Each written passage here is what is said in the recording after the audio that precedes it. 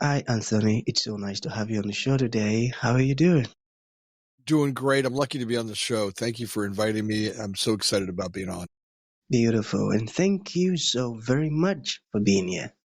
And you see, oftentimes, Anthony, I love to thank my guests for two main things. So, firstly, Anthony, I want to thank you for investing in yourself. And you see, you are on this podcast right now because you invested in yourself. And oftentimes, I love to make reference to the amazing mango tree.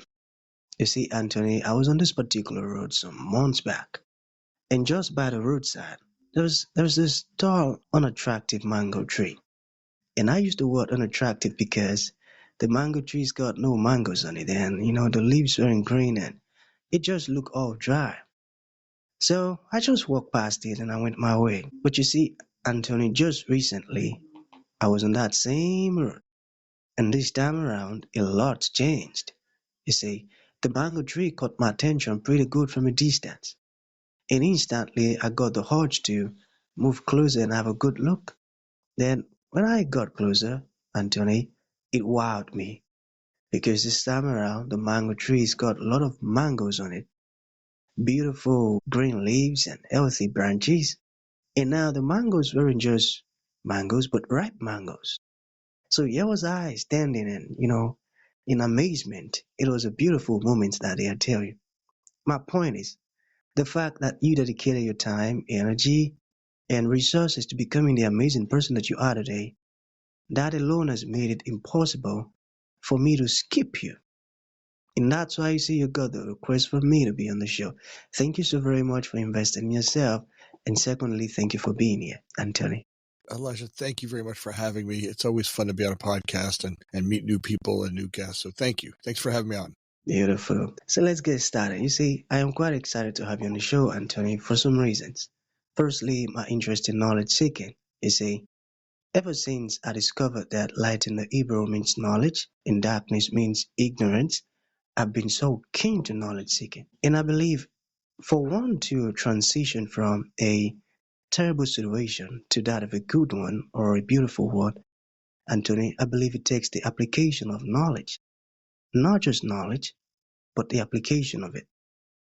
And you see, right now, it is such a great moment and a beautiful privilege to have you on the show because myself and the audience, we are anticipating what we are going to benefit from you. And now, the second reason why I'm excited to have you on the show is for the sake of the listeners. You see, Anthony, we live in an age where information is as abundant as grains of sand. We've got lots of information flying out there. So these folks trust me for quality stuffs. And I am totally convinced, Anthony, that our conversation is going to be insightful and impactful. So for that reason, let's get started with your introduction. Talk to us about your personal or professional journey. We're just so curious right now. We want to know how you got here. Then afterwards, I've gotten some beautiful questions for you. Okay, Anthony, over to you. Thanks, Elisha. I really enjoyed that. We talked a little bit about professional journey, and look, every one of us has a different journey, right? As we look at, like that mango tree, there are days when the world can be very fruitful, and there are days when it's barren, right? The whole gig about being in business is really about how your professional life, how your personal life, right? Who do you get to become when you run a business, right? As I look at entrepreneurs and talk to them, my favorite part of the journey is who I get to become, right? Who do I become as I lead a company? Right? What's the kind of man that it takes to lead this company where it's going? Right? What's the kind of man that I've had to transition from the younger man who started the company, right? The young warrior who wanted to be an entrepreneur as I continued to develop. I've grown this company now for 28 years. And you look back and you think there's been some times when you look back and go, all right, there's some dead bodies behind you, right? You fought real hard. You won some wars, but you've worn some people out, right? And then as you continue to grow, what's the kind of leader do you want to be, right? Do you want to be a loving leader that creates great teams and great people and help them flourish as human beings, right? And I think as you get smarter and smarter at this, I think that's the gift, right?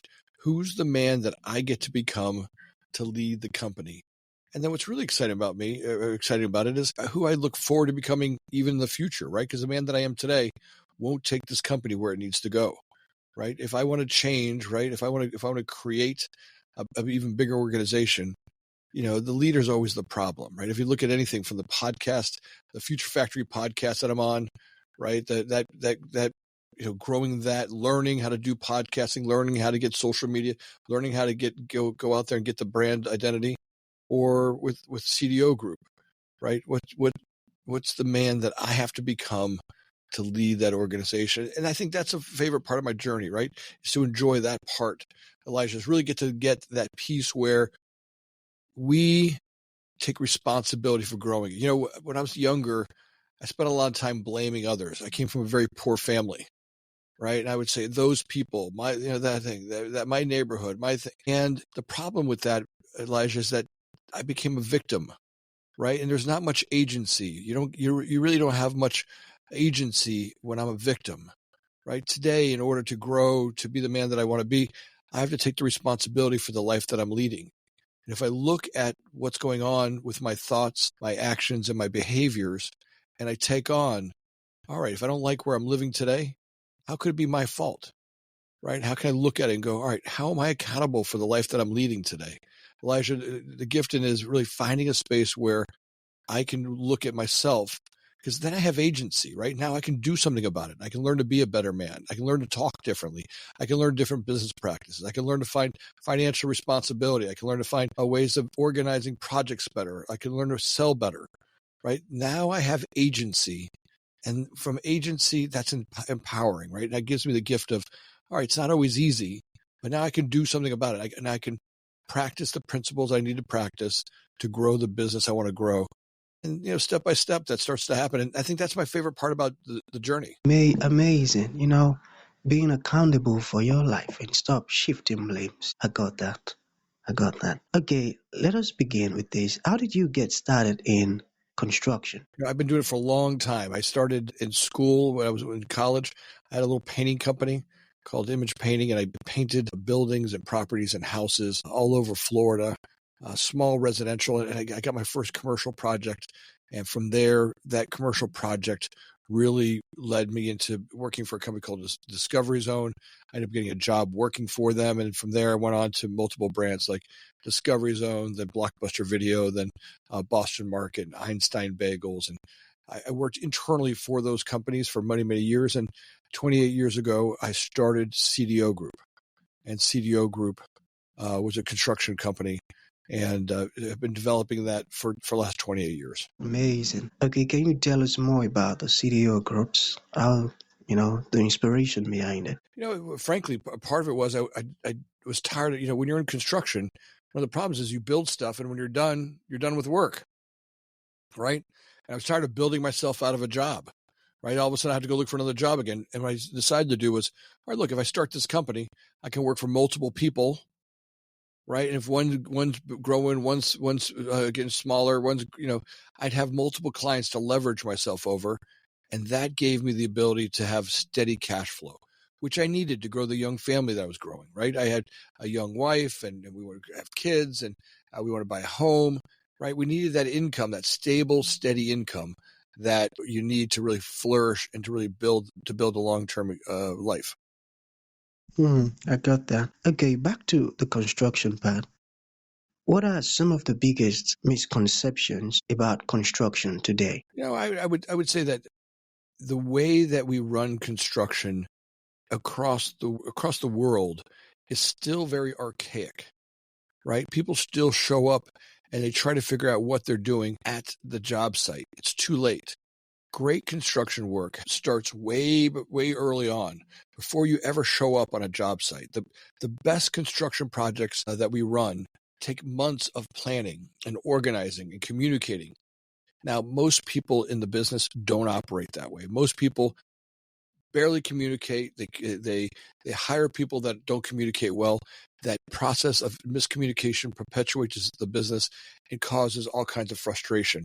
People lose money. They get frustrated. Nobody performs properly. When I work on schedules well in advance, and we go through it over and over, in fact, I will tell you that if their ears aren't bleeding from you going over the process so many times, you haven't talked enough. And you're like, well, I don't want to bother people. Well, I promise you, either you bother them before they start and they'll make money, or you don't bother them and you get to the end of a project and they'll hate you and they'll all not make any money.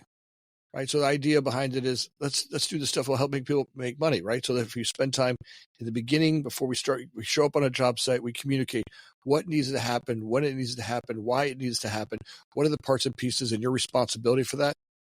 So that when people show up on the job site, they know exactly what they're doing, what they need, what to bring with them, so that they can perform what needs to happen that day. And then continue that communication all along the way. Construction doesn't normally happen that way. Most people show up at the job site and they try to figure out when they get there. It's too late. Now people have to leave and go get stuff. Now people are frustrated. Nobody wants to work together. A well-run job site starts in the office. Starts in the office. Like they lack orderliness, you know, not putting our stuffs in order and informing the folks. I got that. Okay, what does the statement means to you? Develop the person and the work will follow. You got that? Absolutely. Right. And it's the same for myself and for anybody on our team. Right. You know, well, one of the greatest trainers in the world was a guy named Warner Earhart. He's a great trainer, right? He was this guy who he really believed in small steps to training, right? A lot of people will walk in, especially when you're the owner, and you walk into someone's office and you say, hey, do this, do that, do this. And the people look at you and they go, uh-huh. And because they don't want to sound stupid, but they really don't understand. And then you leave the room and they're frustrated, right? They're left lifeless. And it happens every day. In fact, I still do it all the time. When I work with people and don't give them clear direction, where we don't sit down and go through step by step to endless degrees. We do it over and over and over again so we can communicate exactly what needs to happen as they develop the human being, right? As we develop their steps, their thoughts, actions, and behaviors on a daily basis, the project will prosper. The company will prosper. The more time we spend developing the humans that work for us, the better we'll do. Got that. Powerful words. Okay, let's get personal a bit. So, how do you find new insights, new knowledge and inspirations? I think that as an owner, you have to do more training on yourself than anybody, right? Reading books, going to seminars, learning, right? I've given up. I've changed my life where I gave up nights. I'm in bed by 9:00 at night. I'm up at 5 a.m., right? I read every night, right? When I gave up the stuff that was junk food for my brain, right? Watching TV is kind of useless for my life, right? It's like, oh, but I'm resting. Yeah, but it's just like drinking and drugs and all those things. Hey, maybe at one point they felt good, but the truth is the shame and guilt and lack of performance feels terrible, right? When I gave that stuff up, just like the drugs and alcohol and drinking and all that stuff, I gave up TV and I started focusing on developing Anthony, right? When I started working on developing me, reading books every night. Every night before I go to bed, I try to read at least 10 pages. Sometimes I'll get to 50 pages, but if I read 10 pages of a book, I'm knocking off a book, about, every month at least. I used to read a book a week.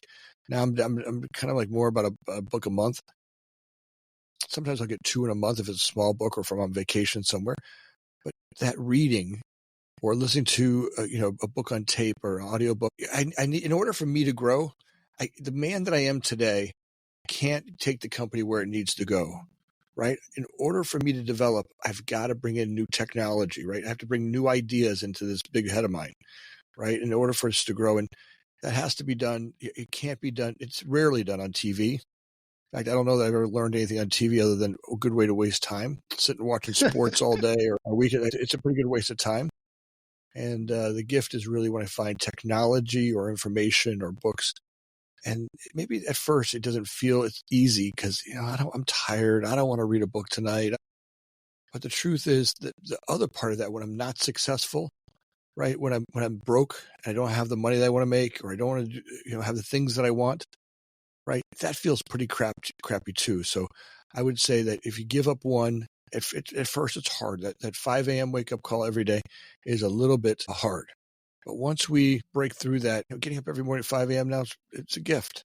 Right? I get up every morning. I do some morning meditations. I do a great workout in the morning. Right? I get my brain tuned to show up at the office to be at peak experience. When I show up at the office, I'm tuned in pretty well. I've had my breakfast. I've had my coffee. I've had my meditation time, so that now I get the next 8 hours or 10 hours that I'm in the office. I'm the most productive. Right? I can't tell you how many times I used to show up at the office and kind of been slow and trying to get there. It's just, it's not very fruitful. Got it. And thank you for sharing that with us.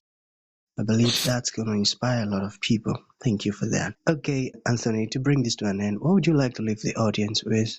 Like a final thought. And to those folks who would like to reach out to you, learn more about your company, or even ask questions, how can that be possible? Sure, you can find me on LinkedIn, right? Anthony Amunategui on LinkedIn. I'm on all of the social media platforms. You can come join me at Future Factory Podcast. We got a great podcast. We get listeners from all over the world. It's fun having you guys on there, and I love our audience members. I always got great topics. We talk about AI and technology and how to personal development, all the stuff that it takes to grow yourself and the company. And that's what Future Factory is all about. So Elijah, love to have your audience come visit us over there and join us. But I think I'd leave the audience with, guys like you that are inspiring to have us get out there and shine great lights on each other, right? In the world today, how do we work on shining a bright light on each other, right? In the old days, people spent a lot of time tearing each other down, right? When we work hard on shining a bright light on you and me and the work that we're doing together to support others and bring great ideas to the surface in podcasting, I think it's a wonderful gift, and I'm grateful that you've invited me on this podcast. So thank you very much. Beautiful. I love that. So that's going to be the end of the show, Anthony. Thank you for coming, and thank you for blessing our ears and our minds with these amazing words. It means a whole lot, man. Thank you. Thank you.